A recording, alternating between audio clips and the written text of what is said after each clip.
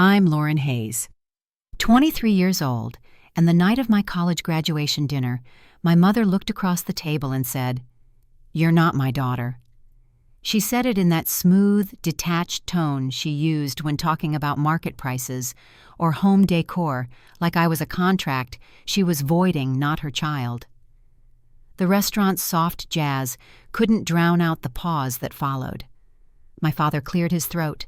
My sister looked down at her manicure, and I simply smiled, reached for the check, and signed the bill. I remember thinking how fitting it was, after all I had been paying for their comfort my entire life.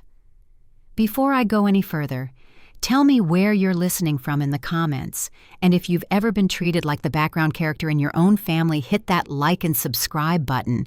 You're not alone.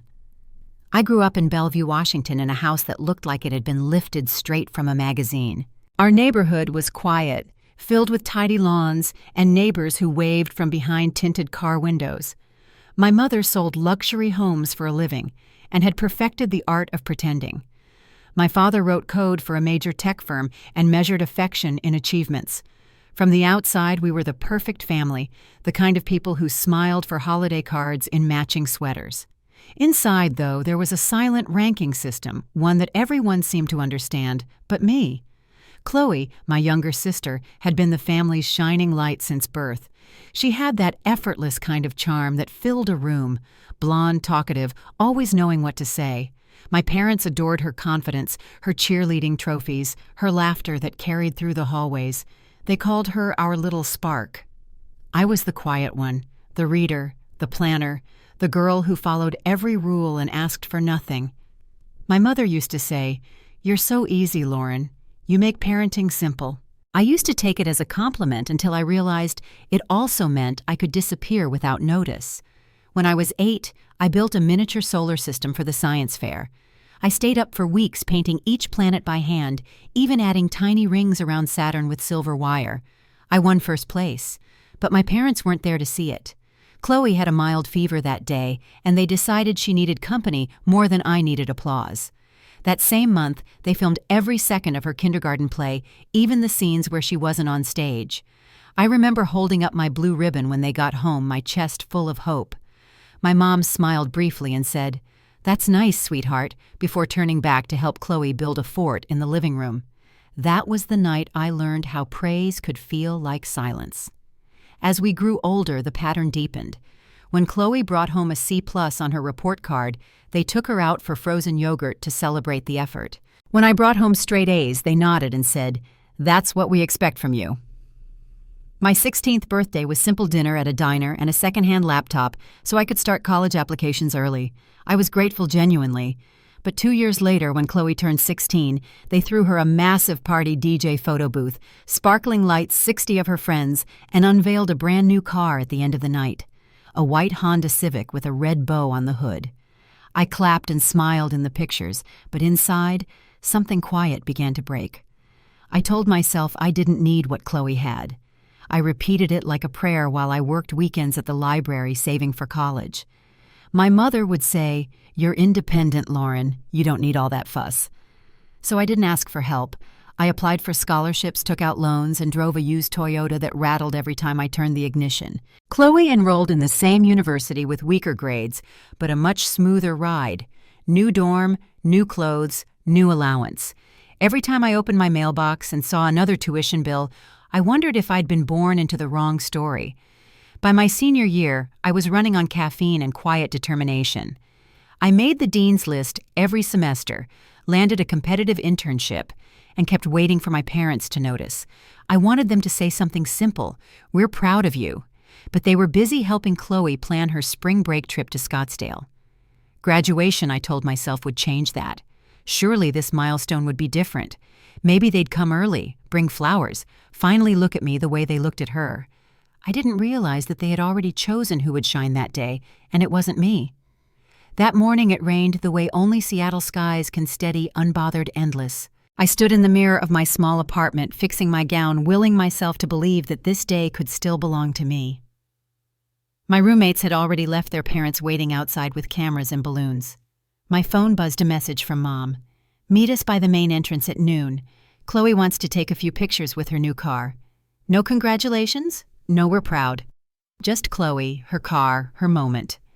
I slipped the phone into my pocket and stepped out into the rain. The walk to the bus stop was short but heavy. I clutched my umbrella, my cap, and the hope that maybe, just maybe, they'd remember I was graduating too. Cars passed, splashing puddles across the curb. One slowed, and for a second I thought it might be them. It wasn't. As I stood there, the drizzle soaking the hem of my gown, I caught my reflection in the glass of the bus shelter cap tilted, smile forced eyes tired. It struck me then that invisibility doesn't happen all at once. It's built moment by moment every time someone looks past you and calls it love. The bus pulled up, brakes hissing, and I climbed aboard. The driver gave me a kind smile and said, "Congratulations, miss." His voice was simple, but it landed somewhere deep. I nodded, took a seat by the window, and watched the city blur through streaks of rain. Somewhere ahead, my family was laughing in a new car, taking pictures that didn't include me. And in that quiet ride through the wet Seattle morning, I realized this day would mark more than the end of college. It would mark the moment I stopped waiting to be seen. Rain followed me all the way to the university that morning. It wasn't heavy, just that steady mist that blurs the edges of everything. The bus rocked quietly as I watched drops chase each other down the window. For a moment, I thought about how much easier it would have been to ride with my family. But I also knew this bus seat, damp and ordinary, had probably seen more sincerity than their car ever would. An older woman sat beside me, her umbrella leaning against her knees. She had kind eyes that matched the gentle way she asked, "Graduating today?" I nodded and smiled, trying to sound cheerful. "University of Washington," I said. She nodded proudly, the corners of her lips softening. I remember that feeling. Took the bus to my nursing graduation back in '62. My parents didn't make it either. My brother had a baseball game. She laughed lightly, like the memory had long stopped hurting. Something about her warmth steadied me. "I'm Doris," she said, patting my hand. "You look beautiful. Don't let anyone tell you otherwise." I swallowed hard, the words catching somewhere between gratitude and disbelief. "Thank you," I whispered. She leaned closer, voice quieter now. "If the people you love don't see your worth, that doesn't mean it isn't there." I couldn't reply, but the truth in her tone lingered like a hand resting gently on my shoulder. When the bus reached the next stop, the driver looked back and smiled. "Ride's on me today, graduate." His kindness cracked something open inside me. A woman in scrubs offered me her seat. A boy pointed to my cap, whispering, "Look, Mom, she's a graduate." Someone in the back began to clap, and soon others joined. For a minute, the whole bus was clapping for me for someone they didn't know but believed deserved it. I pressed my palms together, trying not to cry. That moment filled a space I hadn't realized was so hollow. The ride ended too soon. I stepped off and saw the stadium rising ahead, banners of purple and gold fluttering against the gray sky. The air smelled faintly of wet grass and coffee. Families clustered under umbrellas, snapping photos and hugging their children. I searched the crowd instinctively, though I already knew what I'd find. No sign of my parents. No flash of Chloe's pastel jacket, no wave from across the lawn. I pulled my gown tighter around me and walked toward the line forming by the entrance. Inside, rows of folding chairs stretched across the field like neat stitches in a quilt. Each one had a small white card with our names. I found mine and sat down, brushing droplets off my sleeves. Around me, laughter rippled through clusters of families. A classmate named Clarissa sat 2 rows ahead, her parents on either side, both wiping away tears. I looked away quickly, not wanting to envy what should have been mine. When the dean took the stage, his voice echoed through the speakers. The ceremony unfolded in a blur of names, applause, and speeches that felt longer than the rainstorm outside. My turn came faster than I expected. "Lauren Grace Hayes," the announcer called. For a second, silence. Then from somewhere behind me, a man's voice, steady, unfamiliar, said, "Strong finish." I didn't know who he was, but those 2 words meant more than any family cheer ever could. After the recessional, the field scattered into hugs, photos, and laughter. I walked toward the courtyard where families gathered, and that's where I saw them, my parents and Chloe, standing together like a magazine spread. Chloe's new car gleamed nearby, droplets beating along the white hood. My father was checking his phone. My mother was adjusting her scarf. Chloe stood in the center, posing her boyfriend Jason holding the camera. "There she is," Chloe called, spotting me. Perfect timing. Her voice carried the same brightness she used when ordering coffee. My mom gestured toward the car. "Come on, honey, let's get a picture of Chloe in front of the Tesla. It's such a special day for all of us." I paused, unsure I'd heard her right. A picture of Chloe in front of the car. No mention of my name. No acknowledgement of my gown or the degree in my hand. Just another moment orbiting her.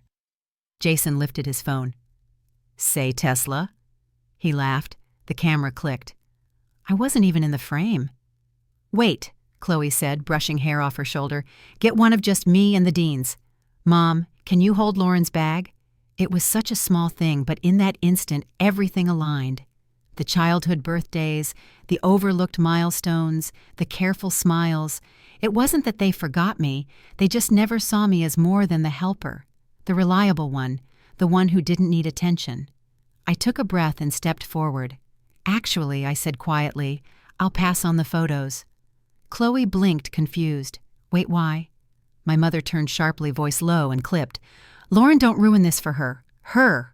The word landed like a stone. I met my mother's eyes and spoke evenly. "This isn't her day. It's mine. And if you can't see that, maybe it's best if you don't come at all." The silence that followed was heavy enough to feel physical. Jason's arm lowered the phone, still midair. My father opened his mouth, maybe to lecture or calm me, but I didn't wait. I turned and walked away, the hem of my gown brushing damp grass, my steps slow but steady. Behind me, my mother's voice cracked through the air. "You're overreacting." I kept walking. Let them have their pictures, their car, their illusion. I didn't belong in that frame anymore. Outside the campus gates, I hailed a cab.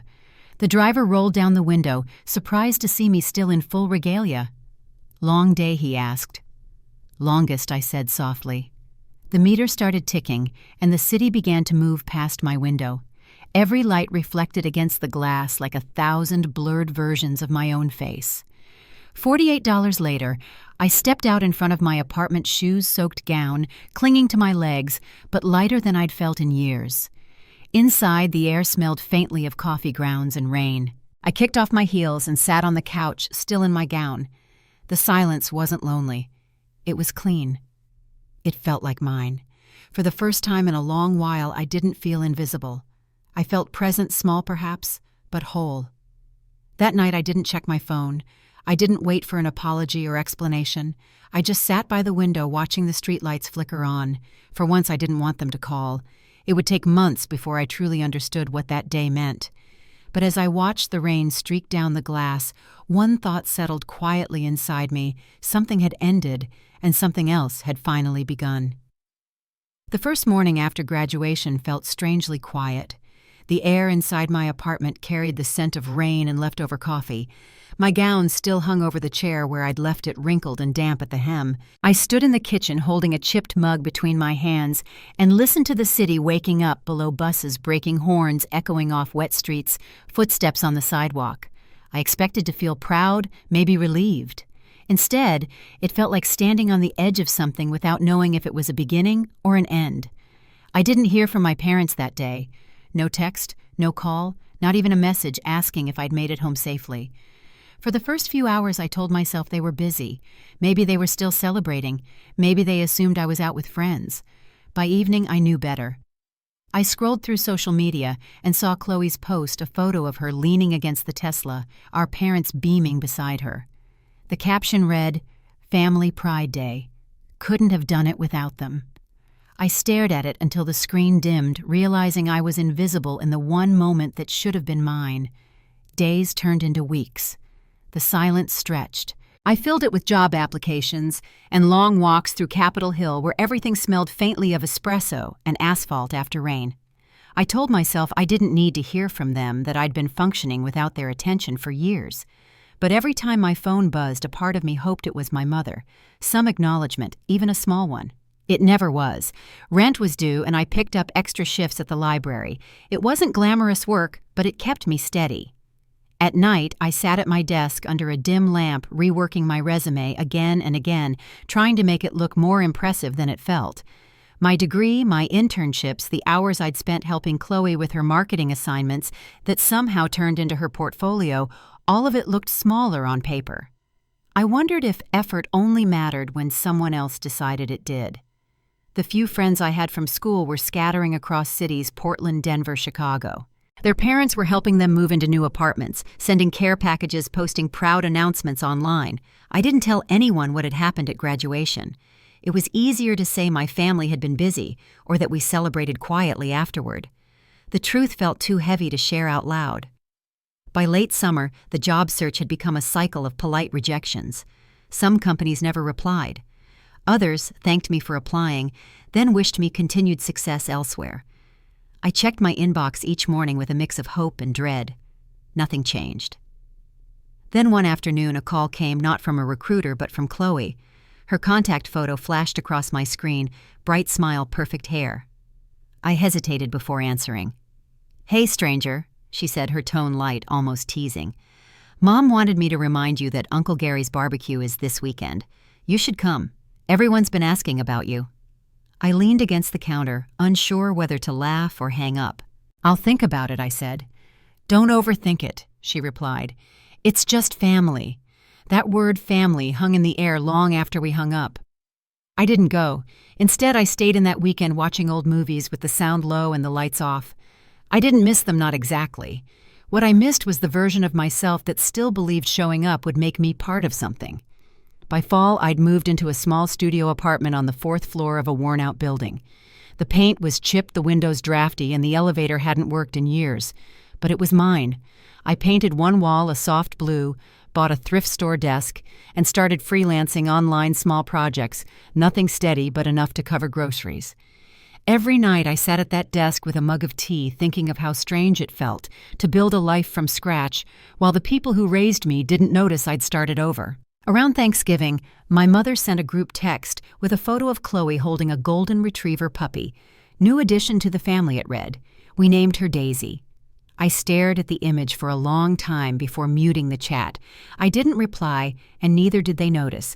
The quiet became a familiar companion, uncomfortable at first, then oddly peaceful. Winter crept in. I bought a small space heater and a thicker blanket.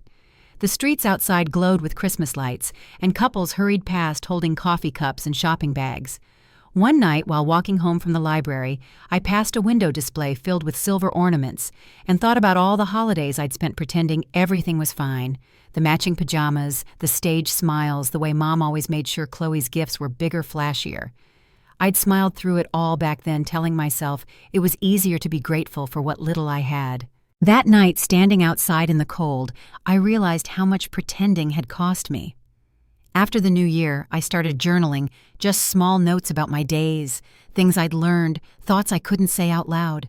The pages filled slowly with honesty I hadn't allowed myself before. I wrote about the silence, the exhaustion, and the flicker of peace that came with choosing distance. Then one afternoon, a letter arrived in the mail, thin and cream-colored, with my name typed neatly on the front. Inside was a short note from my father. "Hope you're doing well. Chloe mentioned you've been busy. Don't forget your mother's birthday next week." That was all. No signature, no question, no warmth. I folded it carefully, set it on the counter, and let out a slow breath. It was strange how a single envelope could feel heavier than a decade of silence. The night before my mother's birthday, I sat by the window again, the city lights flickering against the glass. I thought about sending flowers, maybe a card. In the end, I didn't. I'd spent years chasing moments that would never come. Now I wanted to see what it felt like to stop. For the next few months, I focused on work on building something steady from the ground up. The freelance projects became bigger, the clients more serious. I stayed up late refining presentations, learning new tools, pushing myself to keep going. It wasn't easy, but it was mine. Still, there were nights when the silence grew heavy, when I wondered if cutting contact made me free or just lonely in a different way. But every morning, as I watched the city come alive through my window, I reminded myself that progress rarely looks like peace at first. It was in that stillness after the noise, after the disappointment, that something unexpected began to take shape. A message arrived one evening that would shift everything I thought I knew about my worth and where I was headed. The message arrived on a gray Tuesday afternoon while I was finishing a freelance project. The subject line read, "Reapplication Brand Operations Associate." My pulse quickened as I opened it. The note was short, only 2 lines. "Hi, Lauren, I'd like to schedule a call. Celine Ward, Hale and Signal." For a second, I just stared at it. I'd applied to dozens of firms over the last few months, and most replies were rejections or polite silences. This one felt different, direct, almost personal. I looked up the company as rain tapped softly against the window. Hale & Signal was a boutique branding agency based downtown known for handling high-stakes projects for politicians, private companies, and public figures. Their work didn't scream attention. It whispered influence. I spent the next few hours reading every article I could find about Celine. Her reputation was impressive, calm, under-pressure, blunt, but fair, the kind of woman who made her own space in rooms others had to ask to enter.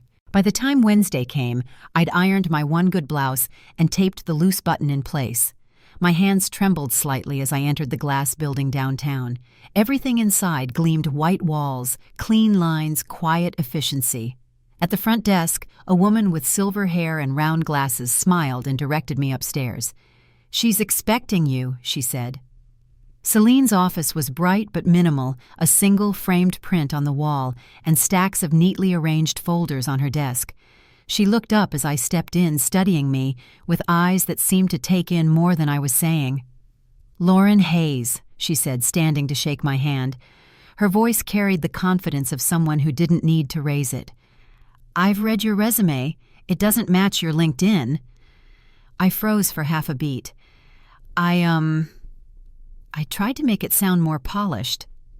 Celine leaned back in her chair. "I don't want the polished version," she said simply. "I want the one who's actually done the work." She slid my printed resume back across the desk, the one who learned to survive. I wasn't sure what to say, so I stayed quiet. She studied me another moment, then nodded. "I like people who've earned their composure. Can you start Monday?" I almost forgot to breathe. "Yes," I said, the word catching in my throat. "Yes, absolutely." The first week at Hale & Signal was intense. The office moved fast emails at midnight clients with impossible expectations, deadlines that shifted like wind. I stayed late most nights learning the rhythm of the place, how to translate chaos into clarity. Celine didn't hand out praise easily, but when she did, it mattered. "Good instincts," she said once after I reorganized a struggling client's campaign notes. "You listen before you speak. Keep that." Her words stayed with me. For years, silence had been my shield. In this world, it became my strength. By the end of the month, I'd been assigned to my first major project, a brand overhaul for a local public figure trying to recover from a media scandal. The work was exhausting, but exhilarating. I spent long evenings refining presentation slides, matching tone with visuals, rewriting statements, until every word felt balanced. One night as I packed up to leave, Celine stopped by my desk. "You ever think about leading a team?" she asked casually. I blinked at her, unsure if she was serious. "Me." She smiled faintly. "You've got the calm that holds things together. Not everyone has that." She walked away before I could respond, leaving me staring after her. It was strange how quickly my life began to take shape after that. The long hours didn't bother me. They gave my days structure, my nights purpose. For the first time, I felt like the quiet part of me, the steady part, had value. One evening on my way home, I stopped at a traffic light near the same dealership where Chloe's car had come from. Rows of glossy vehicles shimmered under the streetlights, each one perfectly staged for admiration. I watched the reflections move across the glass and felt something loosen inside me. I didn't envy her anymore. I didn't even want what she had. That weekend, I took myself out for dinner at a small Italian place near my apartment. I brought a book, ordered a glass of wine, and sat by the window watching couples walk by. It wasn't fancy or loud, but it felt peaceful. Somewhere between the candlelight and the quiet hum of conversation, I realized how far I'd come from the girl standing in the rain, waiting for a bus that day. A few weeks later, I received an invitation, an electronic one, bright and decorated with gold script. Chloe and Jason engagement celebration at the Bellevue Country Club. The message came through a group chat, not a personal text. Dressed to impress, Chloe had written. No boring work clothes, Lauren. I stared at it for a long time. There was no question, marked no kindness, just the assumption that I'd show up because I always did. I thought about deleting it, but then I remembered Celine's words. You've got the calm that holds things together. I wasn't that quiet, invisible girl anymore. I was someone who had earned her place, her peace, her independence.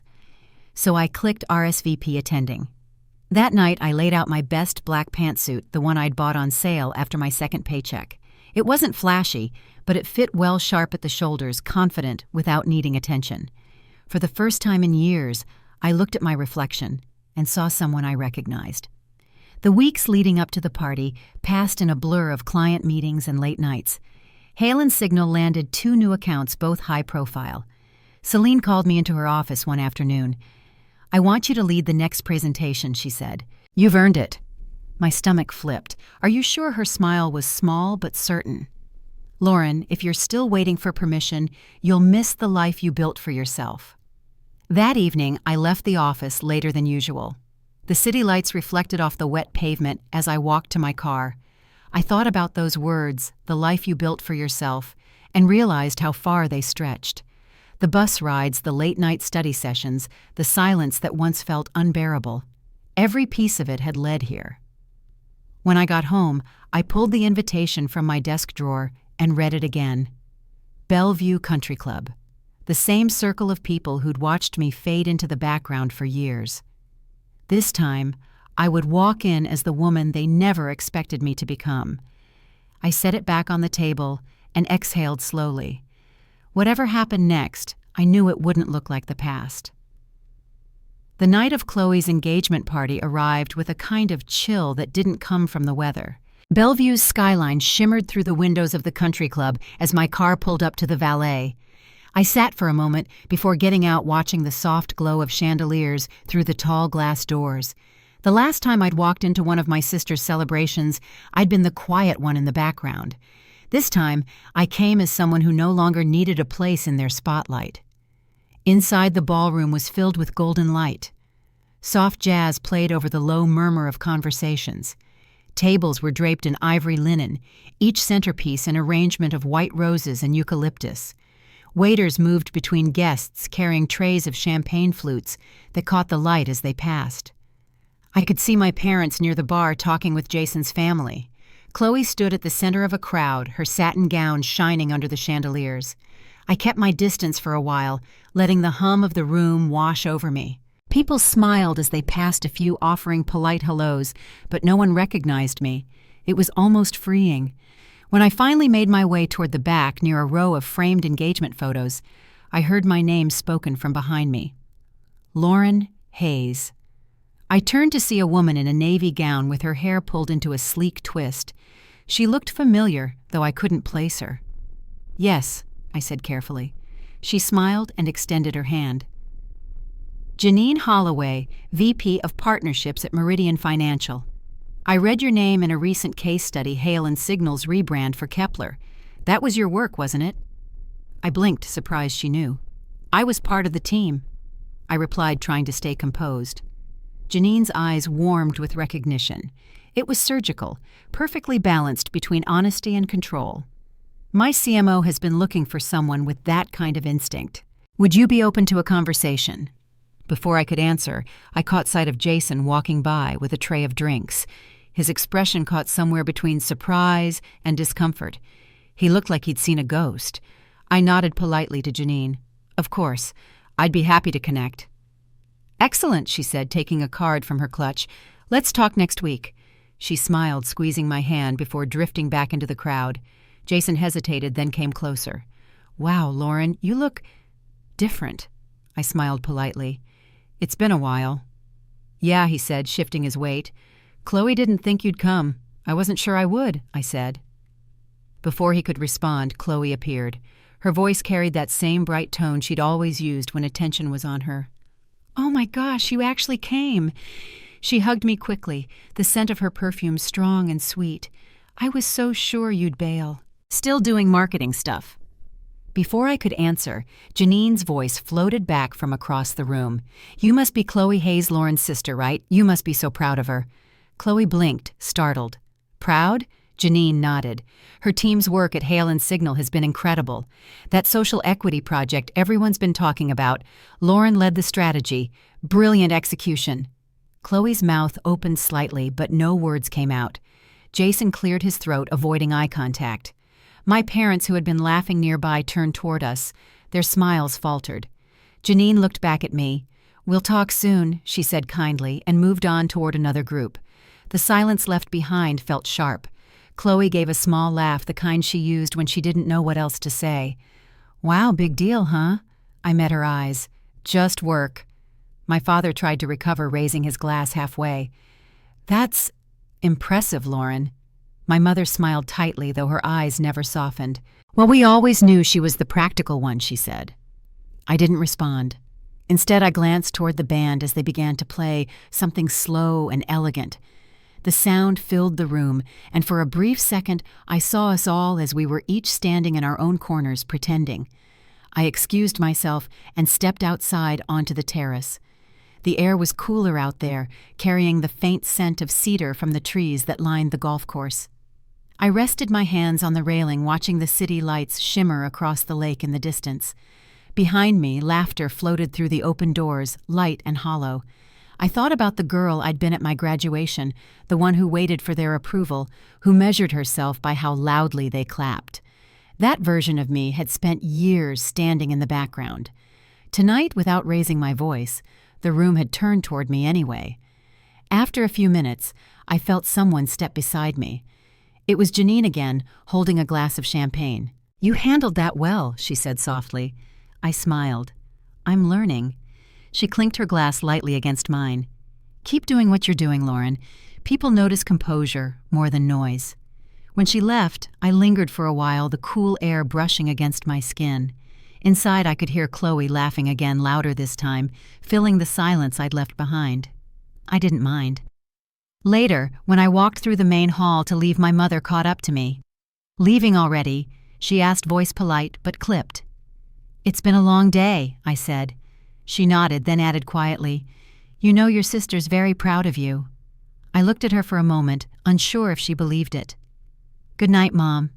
Outside, the valet handed me my keys.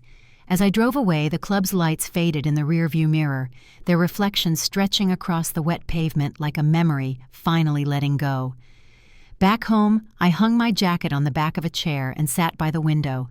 The city glowed in small pockets of light, street lamps, office windows, headlights passing below.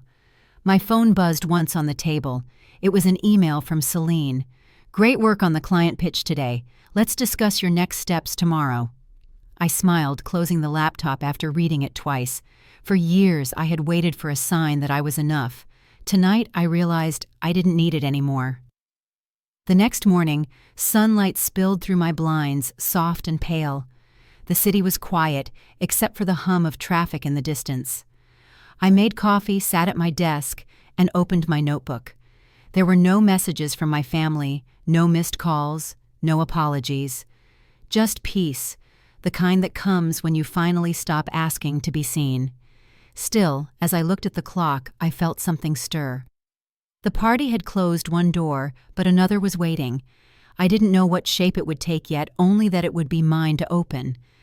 The week after the engagement party moved faster than I expected. Hale and Signal was deep in a new campaign rollout, and every hour felt accounted for. Still, something about that night stayed with me. Not the tension or the awkward glances from my family, but the look on Janine Holloway's face when she'd said my name. Recognition without surprise. That kind of acknowledgement lingers in your mind. By Wednesday, Celine called me into her office. The sunlight through the tall windows made the glass walls glow faintly around us. She didn't look up from her laptop right away. "How are you holding up?" she asked. "I'm fine," I said, half smiling. She nodded once, then turned the screen toward me. Janine Holloway sent me a message. Meridian Financial is looking for a strategic consultant for a new partnership division. She mentioned you by name." My pulse quickened. "She did. She did." Celine confirmed. "And before you ask, yes, I told her you're capable. You've earned that kind of attention." For a moment, I couldn't find the right words. I just nodded.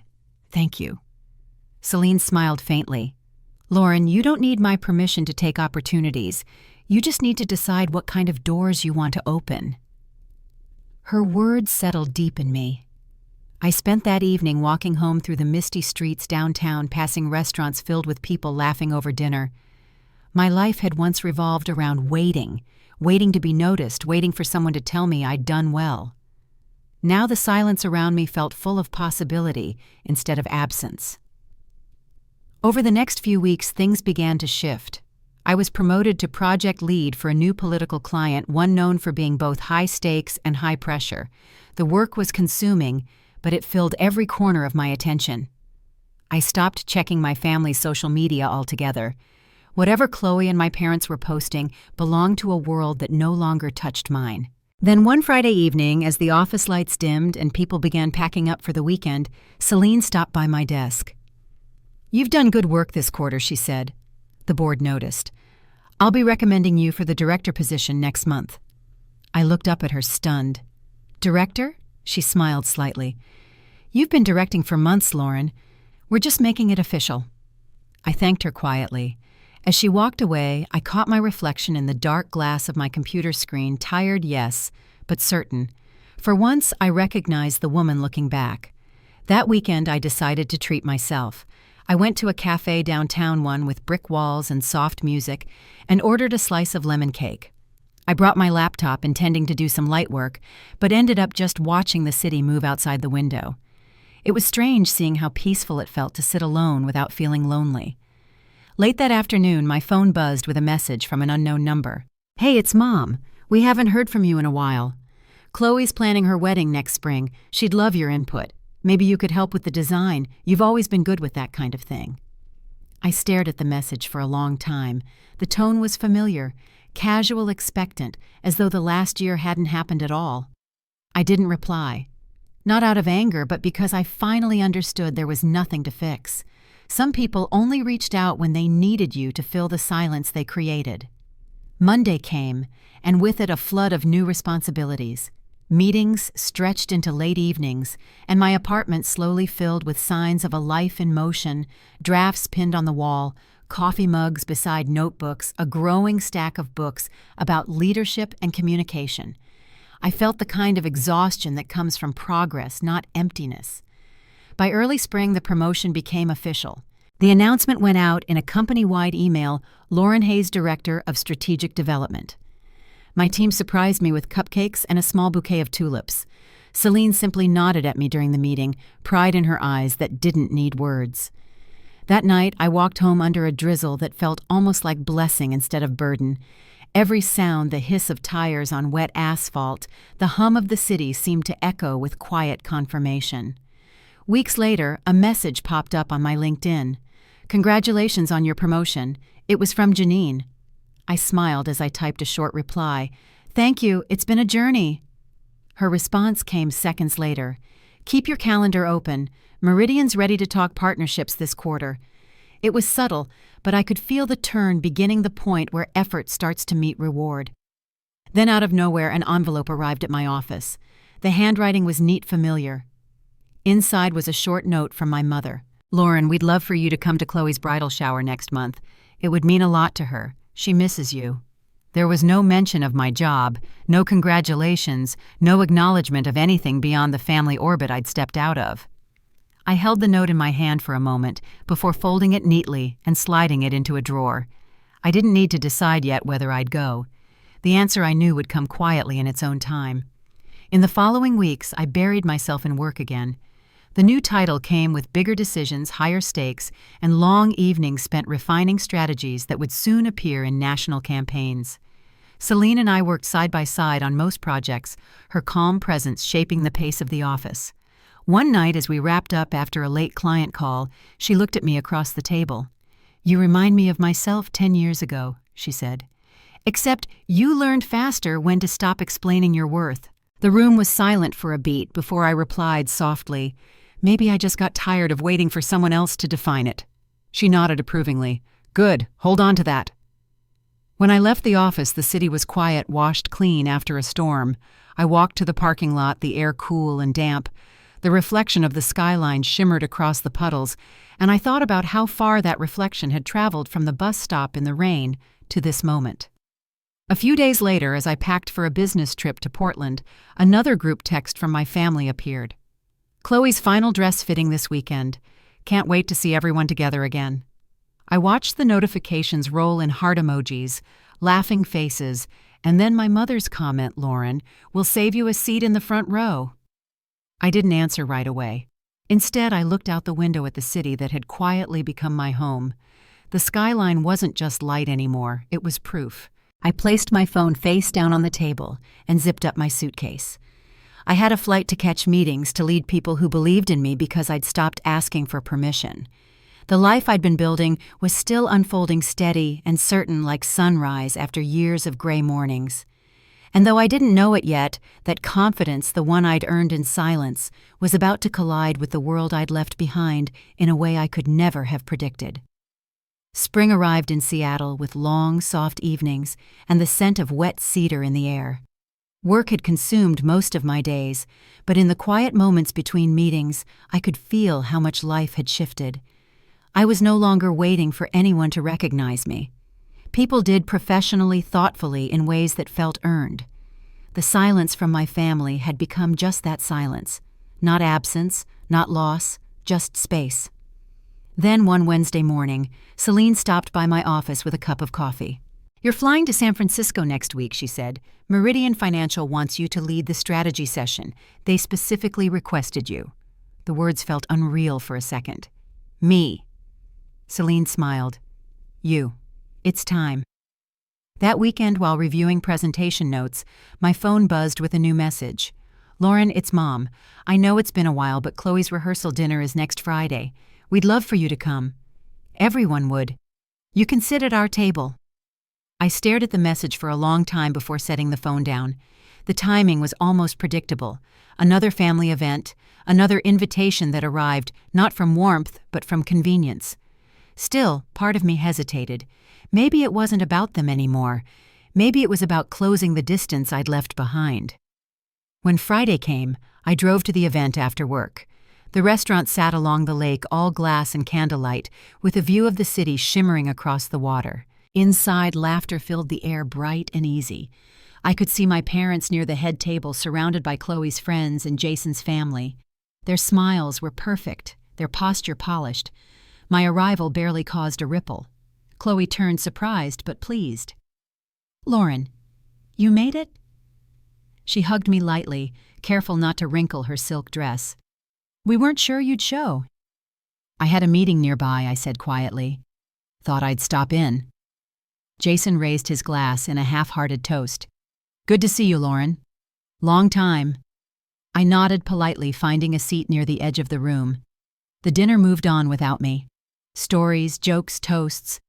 I watched it all like a familiar play, one where I no longer had a role.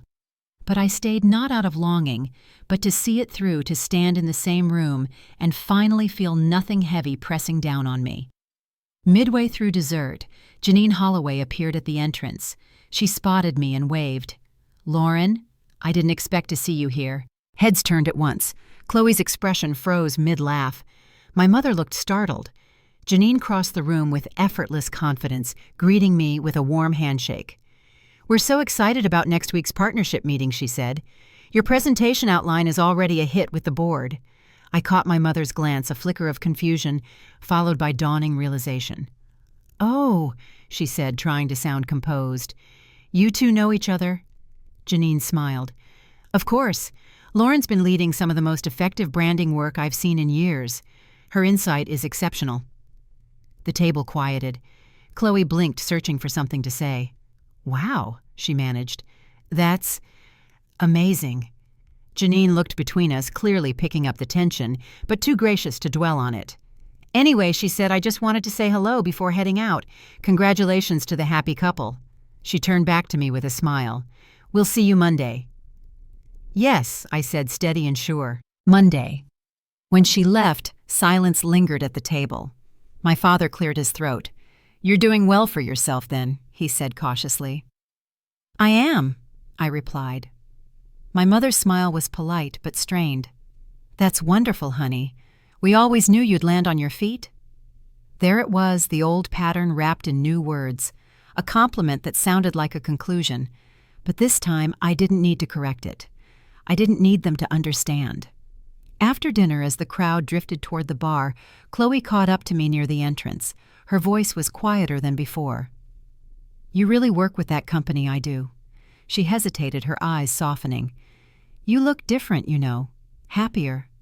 I smiled faintly. "I am." She nodded, then said something almost too low to hear. "I think I always knew you'd find something you were good at.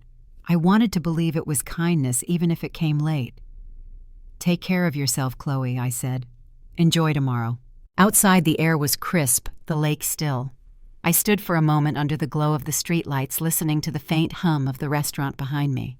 Then I turned toward the parking lot and exhaled, feeling something deep inside me unclench. The following Monday, the San Francisco trip began smoothly. The presentation was demanding, but it felt like stepping into the space I'd been building for years. Janine introduced me to senior executives as the strategist who saved their last campaign. By the end of the week, Meridian signed a long-term partnership with Hail and Signal. When I flew back to Seattle, Celine met me in her office. "You delivered," she said, handing me a printed memo. "The board just approved your promotion to strategy director." The words landed quietly, without fireworks, just truth. I sat across from her, realizing this was the moment everything had led toward, not revenge, not applause, just arrival. That evening, I drove past the dealership where Chloe's Tesla had once been displayed. It was closed now, lights-dimmed windows reflecting the dusky sky. I parked for a moment, looking at my reflection in the glass, the same face but steadier. I didn't feel the sting I once had. I felt gratitude for the long road it had taken to stand here unshaken. When I got home, a voicemail waited for my mother. "Hey, sweetheart. It's Mom. I know things have been a little distant lately, but Chloe's brand could use some help with her new venture. Maybe you two can work together like old times." I stood there listening to her voice fade into silence. Then I deleted the message. There were no old times, only lessons, only growth. That night I sat at my desk and opened a blank document. The glow of the screen lit the small apartment quiet, except for the rain beginning against the window. I started to type, not for anyone else, but for me. "Dear family, you didn't forget me. You just never looked long enough to see me. But the silence you left me in became the place I learned to build a life that doesn't need your permission to be beautiful." I stopped typing, saving the file under a folder titled "Unsent but Understood." Then I closed the laptop and turned off the light. For the first time in years, the silence that filled the room didn't ache. It rested gentle whole in mine. The days after that night were calm in a way I hadn't known before. My apartment felt lighter, almost as if every corner had exhaled with me. The projects at work rolled forward smoothly, and for the first time in my career, I didn't second-guess the decisions I made. The quiet didn't bother me anymore. It felt earned. I was no longer trying to fill it with approval or distraction. Spring deepened into early summer, and with it came a rhythm I'd built entirely on my own. Mornings started with coffee and sunlight instead of anxious thoughts about who might call. Evenings ended with pages of notes for new campaigns, ideas that felt like extensions of the person I'd fought to become. There was peace in simple things, the hum of the city outside the steady click of my keyboard, the scent of rain drifting through an open window. One weekend, I decided to take a walk along Lake Washington. The path curved past the same bus stop where I'd once waited in my graduation gown. The bench had been repainted, but I still recognized it. For a moment, I stopped and smiled, remembering the woman who had sat beside me that day, Doris Campbell. I hadn't seen her since, but her words had carried through every season that followed. "Their failure to see your worth doesn't mean it isn't there." I whispered it quietly, like a thank you to the wind. A few weeks later, an email arrived from Celine. The subject line simply read, "Next chapter. In the message, she explained that she was stepping back from day-to-day operations and wanted me to take on a larger role. She trusted me to lead a new division, one focused on mentoring young professionals entering the field. Teach them what silence can mean when it's strength, she wrote. The offer made me pause. It wasn't just a promotion. It was a full circle. I accepted, of course. Not for the title, but for the chance to give others what I once needed, a reminder that being overlooked doesn't erase your light. Under my direction, we built a small program that helped students find their voice in the professional world. Some of them came from families like mine, where achievement was expected, but affection was scarce. I recognized the look in their eyes, the mix of drive and doubt, and it felt good to tell them sincerely that they were enough. Life settled into something I hadn't dared imagine: contentment. My parents and Chloe reached out occasionally, short texts about holidays or family updates. I replied when I could, brief but kind. There was no bitterness left, only distance where boundaries belonged.